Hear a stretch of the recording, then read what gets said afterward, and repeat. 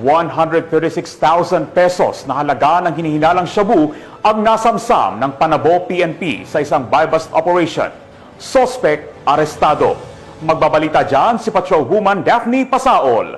136,000 ang tinatayang halaga ng hinihinalang shabu na nakumpiska ng mga otoridad sa isang matagumpay na buy-bust operation sa Purok 18, Barangay New Visayas, lungsod ng Panabo.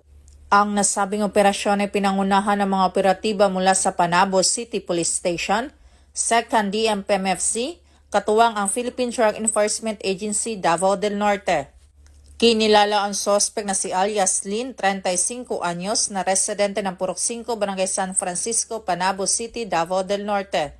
Mula sa kanya, nakuha ang hinihinalang shabu na may kabuang bigat na 20 grams at iba pang non-drug evidence. Kasalukuyan na sa kustodiya na ito ng nasabing istasyon para sa kaukulang proseso at pagsasampa ng kasong kaugnay sa paglabag sa Republic Act 9165 o ang Comprehensive Dangerous Drugs Act of 2002.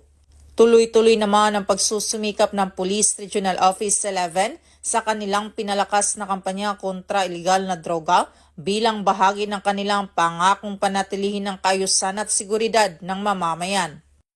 Mula dito sa Police Regional Office 11, ako ang inyong PNN Correspondent, Patrolwoman Daphne Pasaol, alagad ng batas, tagataguyod ng balitang pulis.